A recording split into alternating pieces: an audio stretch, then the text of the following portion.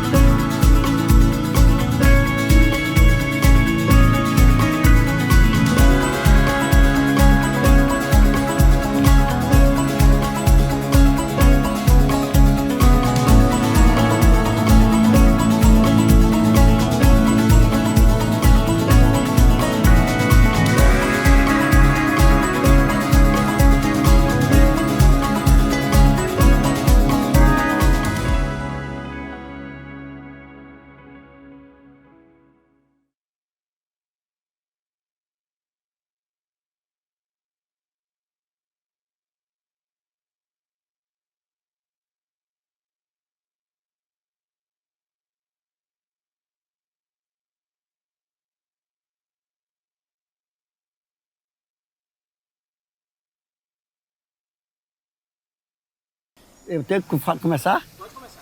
Então, do Maranhão, né? Aí fui para Roraima a primeira vez, né? E daí de lá voltei para o Maranhão. Aí vim para um garimpo ali em Redenção, garimpo Castelita. Aí depois a gente veio embora para Cuiabá. Aí de Cuiabá eu vim para cá, para Peixoto. Estava começando. Aí tinha a curtelinha ali, onde é a serrinha ali, né? E a serrinha. Aí dali ficamos aqui. Eu cheguei em 79, continuo aqui hoje, até hoje.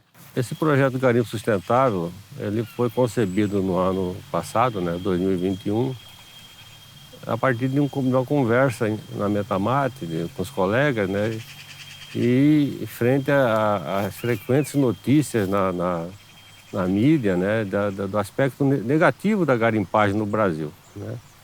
E a gente entendeu que uma forma de contrapor, né, a essa opinião, sobretudo urbana, né, da garimpagem no Brasil, né, fazer um documentário que retratasse o que realmente a gente entende como a atividade garimpeira, né, e o que ela representa para o Mato Grosso e para o Brasil do ponto de vista de ocupações de espaços, de desenvolvimento e de formação da consciência nacional.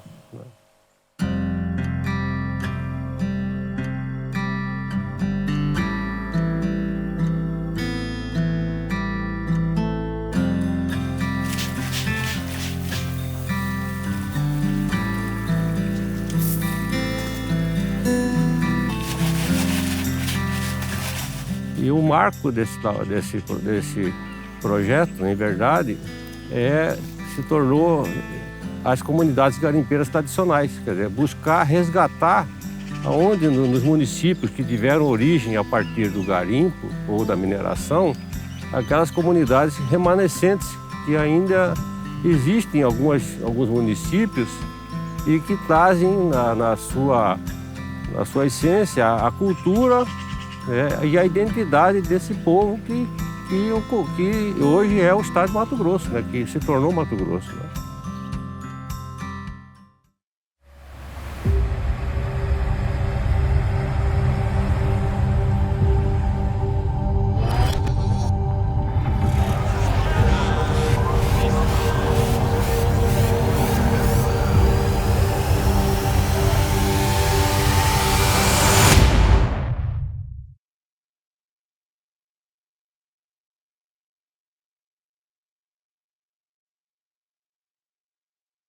A história de Mato Grosso, né, como é de conhecimento e está nos livros, né, ela se deve basicamente aos bandeirantes paulistas, né? E o marco desses bandeirantes no caso, para o estado de Mato Grosso, foi a bandeira de Pascoal Moreira Cabral, né, e Miguel Sutil, que vindo buscar índios, na verdade o objetivo da bandeira era prear índios para levar para a capitania de São Paulo. E ao chegar na região onde hoje é Cuiabá, na barra do rio Cuiabá com o rio Cuxipó, onde eles costumavam se fazer os acampamentos, que é um lugar chamado São Gonçalo Velho, né? Eles mandaram um grupo subindo o rio Cuxipó do Ouro, né? E encontraram ouro onde é hoje, antigamente se chamava Forquilha, e é a localidade de Cuxipó do Ouro hoje, né? E em vez de mel trouxeram várias pepitas de ouro, né, que encantaram e levaram a esses bandeirantes mudar o foco de buscar índios para procurar ouro, né? E resultou na fundação da Vila Bom Jesus de Cuiabá logo em seguida, né? E na sequência a própria evolução da mineração com a descoberta de novas áreas de produção, né? Tanto em função, essas áreas de produção foram descobertas em função da exaustão de alguns depósitos, né? Que é natural na questão da mineração, como em função da crescente pressão da coroa portuguesa para cobrar, né, o quinto, né? Que era o que os portugueses cobravam, né? Das áreas que eles controlavam, né? E isso levou à expansão da mineração em direção a Livramento, em 1730, em 1732, na região do Guaporé, com as minas de São Francisco Xavier, descobertas por dois irmãos, Fernando e Arthur Paz de Barros, né? E, na sequência, retornando para Poconé depois, para as minas de Beri-Poconé, em 1777, né? Enfim, e várias outras regiões, inclusive na região de Chavantina, né? Nova Chavantina, e várias outras áreas do Sararé, Aguapeí, tiveram minas exploradas pelos bandeirantes durante esse ciclo que a gente entende como sendo o primeiro ciclo. Esse primeiro ciclo que se consolidou com a criação da primeira capital da província de Mato Grosso, né, da capitania de Mato Grosso, que foi Vila Bela, no meado do século XIX. As minas de lá se exauriram e as doenças foram se tornando mais preocupantes, e retornou a capital para Cuiabá, e na sequência veio a Guerra do Paraguai, e esse primeiro ciclo de mineração praticamente foi extinto, né? Foi consolidado.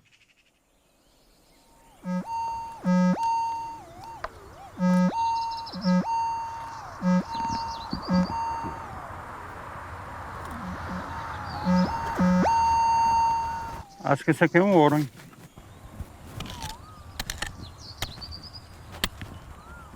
Saiu.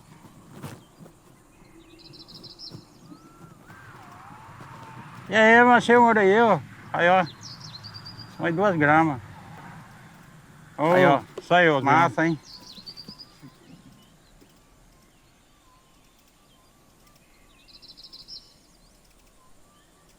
Financeira, eu gosto do ouro, né? Entendeu?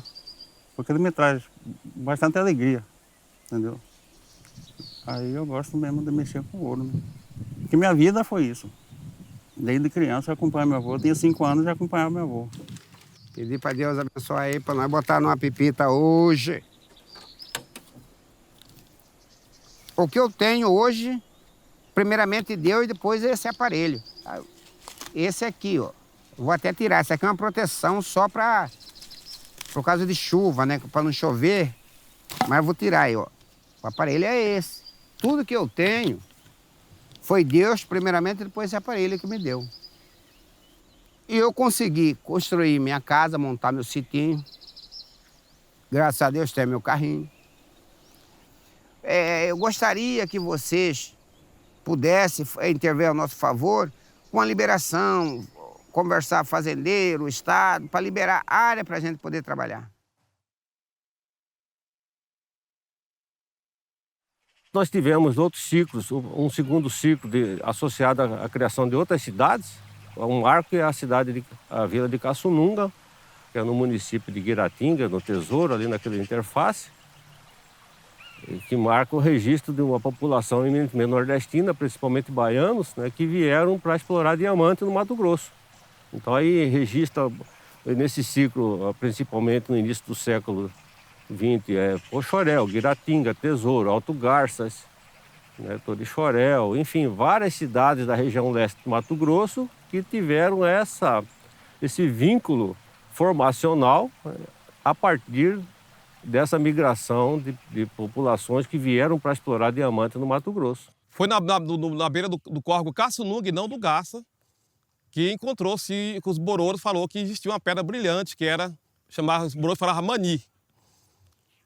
E esses mani, eles foram averiguar, né, já que esses seringueiros, eles tinham conhecimento do garimpo, porque muitos deles era da Chapada Diamantina da Bahia.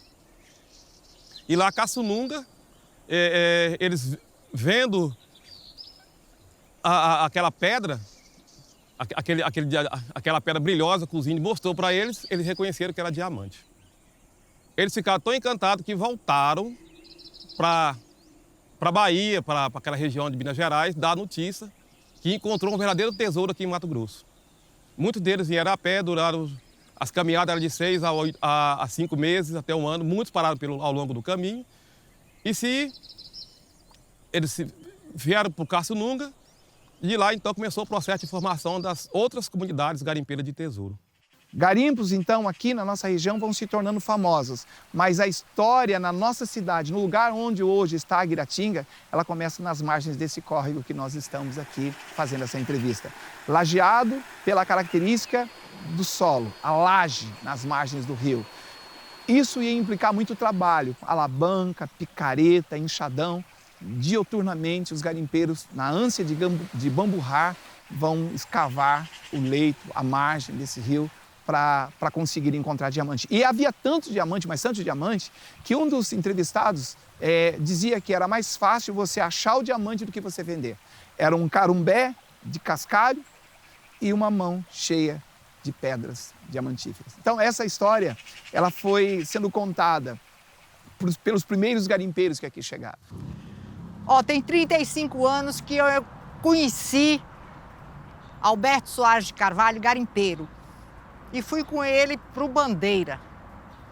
Ele teve no Mosquito, na Taboca, no Alto Coité, no Ribeirão das Velhas, mas aonde nós fomos garimpar mesmo foi no garimpo das terras do pai dele, no Bandeira. E Deus nos abençoou, que as partidas lá eram assim, 100, 150 quilates de diamante, com pedra, com uma mercadoria muito bonita, maravilhosa, que nos deu o direito de adquirir o que nós temos hoje. Esse é o interessante da mineração, é a livre iniciativa, é a vontade de crescer, de produzir, de criar. É isso que move o Brasil, move o mundo.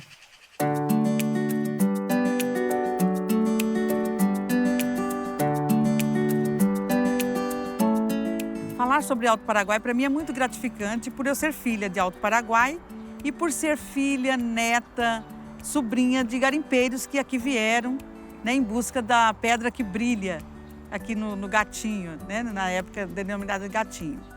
A gente tem notícia de que em 1728 vieram alguns faiscadores, né, das minas de Cuiabá, vieram para cá para aventurar, para ver se achavam, né, essa riqueza, né, o ouro. Porque, na verdade, eles não tinham conhecimento ainda do diamante, era só o ouro.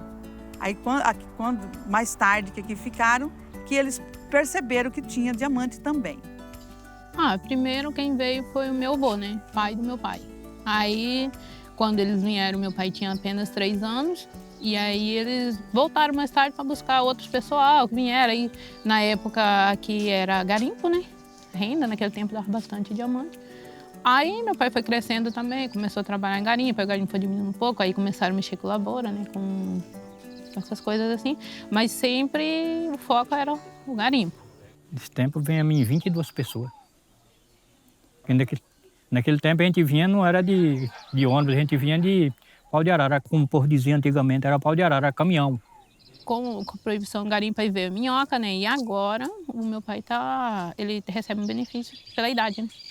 Mas aí, através do papel que estava escrito como garimpeiro, o registro, aí cortaram, né? Eu passei uns 2 anos sem receber nada.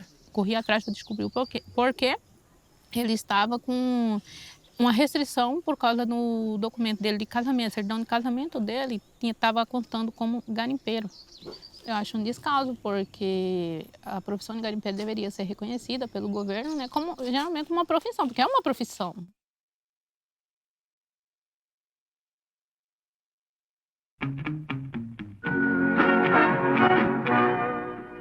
O estado de Mato Grosso está localizado no centro-oeste brasileiro e mantém dentro dos seus limites o potencial de um dos últimos redutos de recursos naturais virgens do globo. Sua capital é Cuiabá, o portão de entrada para a ocupação do vasto vazio demográfico de sua área amazônica.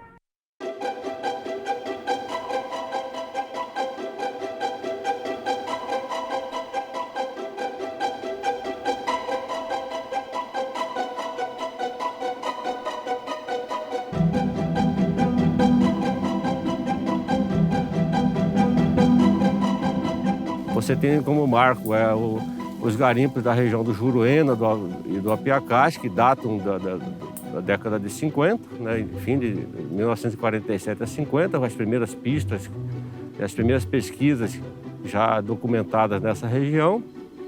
Na década de 60, 70, final da década de 70, os garimpos de ouro da região de Peixoto e os de diamante aqui da região de Juína. O garimpo na Amazônia, ele faz parte do programa que era Integrar para Não Entregar. Essa atividade, ela foi de fundamental importância até para as pessoas que foram assentadas como uma nova alternativa de renda. E quando esse programa foi lançado pelo governo, um dos pontos no programa, que além da questão da terra que ia ser fornecida, tinha também a questão dos bens minerais que aqui existe e que estava para ser explorado por brasileiros. Quando nós viemos do Rio Grande do Sul, meu pai tinha o pensamento que ele ia plantar milho, arroz, mas não foi bem assim. Como teve muitas malária e o recurso que ele trouxe acabou, aí fomos na atividade de ser garimpeiro. E aonde foi que até hoje nos ajuda ainda. Eu vim assumir os negócios do meu filho em agosto de 86. Daí eu cheguei aqui, não tinha de onde tirar, tinha uma cantininha lá que ele cuidava e tinha um falido, quem ficou cuidando quando ele foi embora. E eu tive que apelar para o garimpo. Nós viemos de Itaituba, em 78, ali para... Fretemos um ônibus. Nesse tempo, ó, não tinha Novo Progresso, não tinha Guarantã, não tinha Matupá, não tinha Peixoto. Tinha um barracão de madeira na Terra Nova, aqui, ali que os gaúchos tinham feito. Cheguei aqui em 1968 e comecei a trabalhar no garimpo. A minha vida, já vinha trabalhando nos garimpos em Rondônia, no garimpo Casterito, trabalhei bastante. E aí meu sonho era garimpo. Na época aqui de 87, 88, tinha a média de 5, 6, 8 mil garimpeiros. Desde que eu me entendi no mundo, já existiu o garimpo, né? Aí então você tem vontade de conhecer o garimpo, né? E depois que eu bati dentro do garimpo, acabou. Parece que é um verme que parece que você não tem jeito de sair dele mais não, viu? Eu estava no estado de Minas, aí vim para o planeta, depois vim para o satélite, já vim para o Osso, do Osso vim para cá. E aqui estou até hoje, não vai sair. Rapaz, é sofrido e é gostoso, cara. O peão cai na água de manhã, se molha. Quando pega o tronco, vai para a cutela, gasta tudo na segunda-feira, está outra vez de novo. E a vida vai levando assim, ó.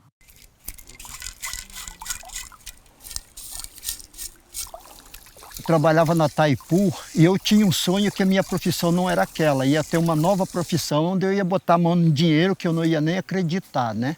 Aí nós saímos da Serra Pelada, daí viemos, cruzamos Taituba. Quando eu cheguei em Peixoto, nos anos de 80, em setembro de 80, no início do Peixoto, bem no comecinho. Aí o dinheiro nosso acabou, aí fiquei trabalhando em Peixoto e eu comecei a gostar do ouro, porque o ouro sempre você estava pegando 20, 30, 50 gramas, nunca blefava, né? O senhor conseguiu realizar o seu sonho lá do começo, quando o senhor virou garimpeiro ou não? Não.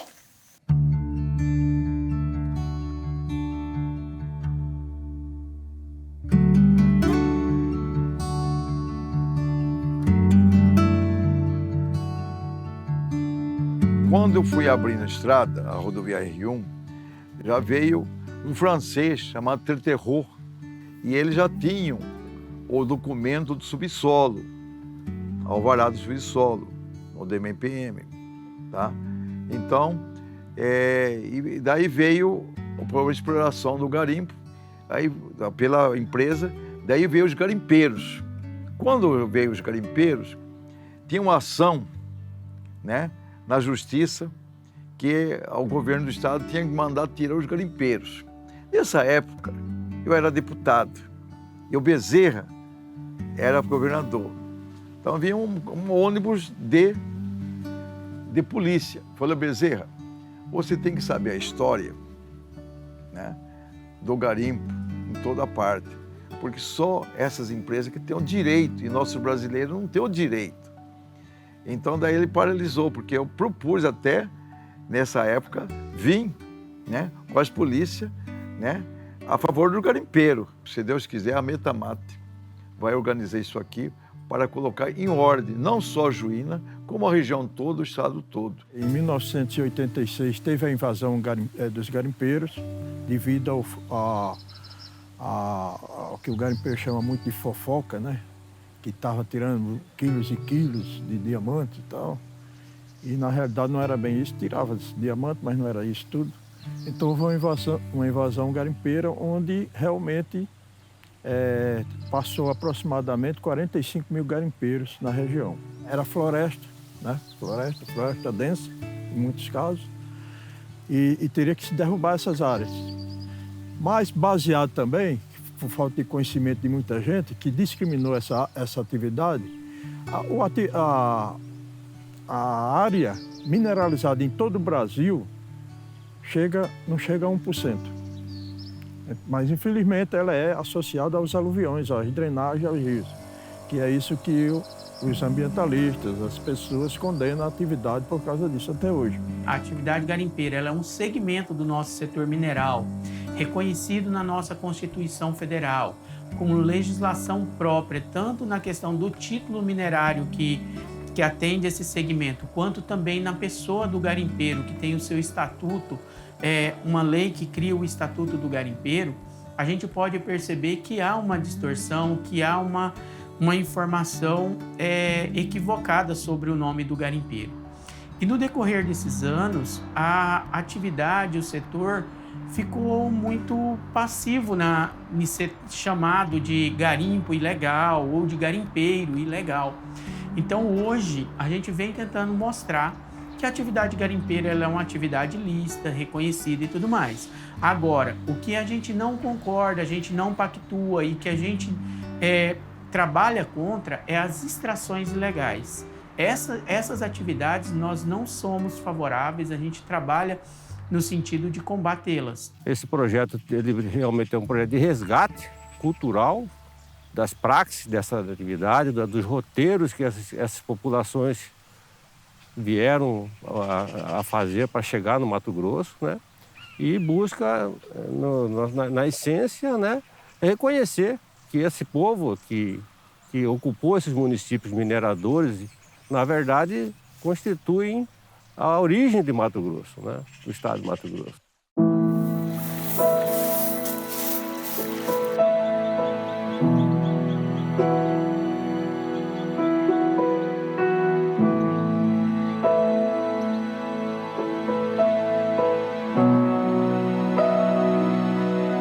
E a profissão minha aqui em Mato Grosso é garimpo, em Pochorel, na região de Poxarel.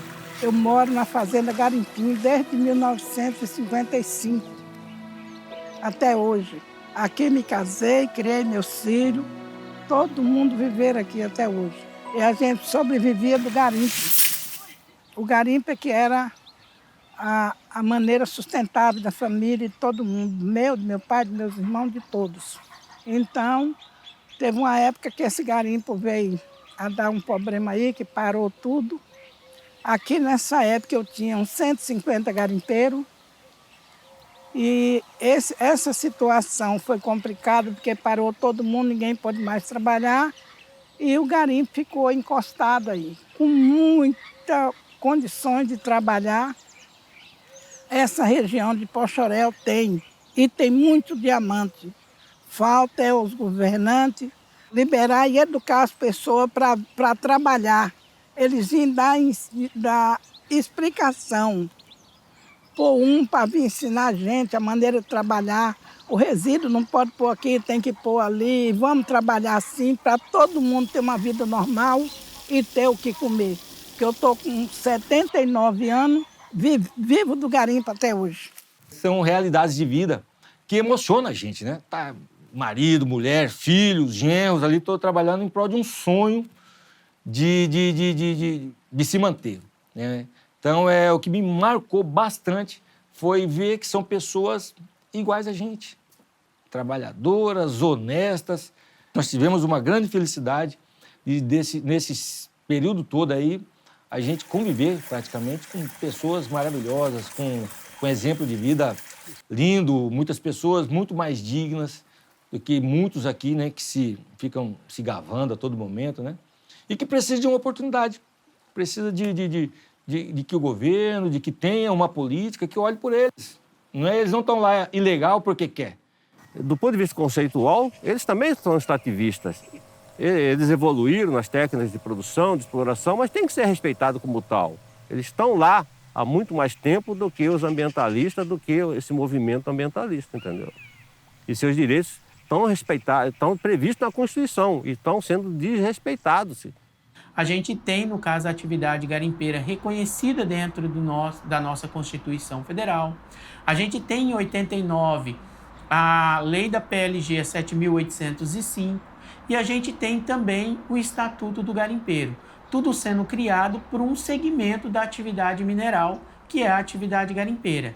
Então, para nós, a atividade garimpeira ela faz parte da história do nosso país, ela faz parte do nosso contexto econômico, mas principalmente da nossa questão social e atualmente das alternativas ambientais, pois a atividade garimpeira ela também traz novas alternativas econômicas casadas com os interesses do meio ambiente.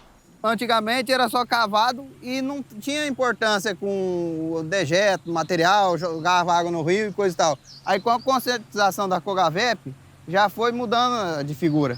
Então hoje nós fazemos as cavas, essas cavas, a água que trabalha nela, elas ficam ali em circuito fechado, não sai água para o rio, córrego, nada. E aí vai trabalhando e com o passar do tempo já vai aterrando as outras áreas. Para depois fazer a recuperação, nivela a areia, joga o material de argila, joga a terra preta e onde é para recuperar com árvores, é feito esse reflorestamento e onde serve para capim, serve para capim. Geralmente as últimas cavas, que não fica aterrada, é usada para a criação de peixe. Esse projeto Garimpo Sustentável, ele de cara já é leva um título provocador. Muita gente questiona quando a gente publica matérias nas redes sociais e na imprensa. Garimpo sustentável, isso existe? Isso é possível? Sabe, como se fosse uma ironia falar que um garimpo, que parece que ele, por sua característica de nascimento, já surge para agredir o meio ambiente, ele tem que cavar a terra, ele tem que usar de equipamentos que aparentemente agridem, tornam a terra feia do ponto de vista de paisagem, de cenário. Então essas características originais do garimpo depõem contra a atividade profissional. Só que se for avaliar com esse nível de rigor, então nós temos que parar e analisar também o agronegócio. Nada contra, eu estou querendo dizer que o agronegócio, que também era extremamente criticado num passado muito recente, deixou de ser, a partir do momento que o agronegócio desenvolveu mais pesquisas para que o meio ambiente fosse mais protegido, desenvolveu mais pesquisas para que, com o mesmo espaço de terra utilizada, conseguisse produzir muito mais e não ter que ampliar o tamanho da terra desmatada ou queimada para que aumentasse a produtividade. Então, quer dizer, a tecnologia, a pesquisa, transformou o agronegócio em algo totalmente aprovado e bem visto pela sociedade. O agronegócio também investiu em duas frentes muito importantes que falta para o minério aqui no Brasil. A publicidade de suas ações, uma publicidade que converse com a sociedade, converse de maneira compreensível, que a sociedade entenda, por exemplo, que o minério está presente em tudo. Está presente no foguete que leva os astronautas para desbravar os outros planetas, a galáxia. Está presente no celular que a pessoa usa para conversar. Está presente na panela que ela faz o seu arroz. Está presente no seu veículo, está presente na sua caneta. O minério não é só ouro, não é só diamante. São toda areia, a água mineral. A água mineral é minério. Então o minério está presente em tudo em nossa vida, mais do que o agronegócio, talvez. Assim como hoje o agronegócio é a força dominante na economia, na política e na condução do processo histórico do Mato Grosso, no passado foi a mineração que fez esse papel. E as pessoas, muitos historiadores e até muitos colegas que não entendem que é importante fazer esse resgate. Até a gente tem que olhar para trás, para o passado, para entender o presente e planejar o futuro. A gente tem que ter horizontes, tem que saber para onde que nós queremos levar o Brasil. Esse projeto teve o mérito de ir em algumas cidades e ver a situação que se encontra muitas populações garimpeiras. Por quê? Porque eles ficaram fora do contexto econômico atual, eles ficaram esquecidos, marginalizados. O Mato Grosso teve a felicidade de, assim como teve a reserva do Tapajós, que é no Pará, ter criação de 4 reservas garimpeiras na época da ditadura. Na época do ministro César Caos, criou 4 reservas na década de 80. Né? Em 1980, a reserva do Cabeça, do Zé Vermelho, a reserva do Juruena e a reserva de Peixoto de Azevedo. Infelizmente, no governo da presidente Dilma, um diretor iluminado lá do DNPM extinguiu 3 das reservas garimpeiras e reduziu a reserva garimpeira de Peixoto de 670 mil hectares para 320 mil hectares. Mas mesmo assim, graças a Deus, a reserva de Peixoto foi mantida com 320 mil hectares. E isso facultou a gente fazer esse trabalho que foi feito em Peixoto, porque lá dentro da reserva garimpeira a gente conseguiu resgatar os direitos de subsolo que estava na mão de 2 de júniores que operam na Bolsa do Canadá e na Bolsa da Austrália. E a gente fez um enfrentamento e conseguiu resgatar essas áreas para as cooperativas dos garimpeiros que foram criadas em Peixoto de Azevedo, sobretudo para a Colgavep e a Comipaz. O Colgavep hoje é a maior cooperativa do Brasil, né? Produz de 6 a 7 toneladas por ano, tem em torno de 6 mil associados e a gente tem orgulho de falar que a maior cooperativa de ouro do Brasil é em Mato Grosso e é a Colgavep Peixoto de Azevedo e tem a digital do Antônio João e da Metamate. Antônio João, dizem, ele tem feito, cada cooperativa em Mato Grosso tem uma digital dele. E o nosso intuito, né, nosso trabalho daqui para frente realmente é no sentido de cada vez mais reabrir e deixar os garimpos de forma legal para as pessoas, pelas 20 mil famílias de garimpeiros que moram em Mato Grosso, é trabalhar legalmente e trazer sustento para a sua família.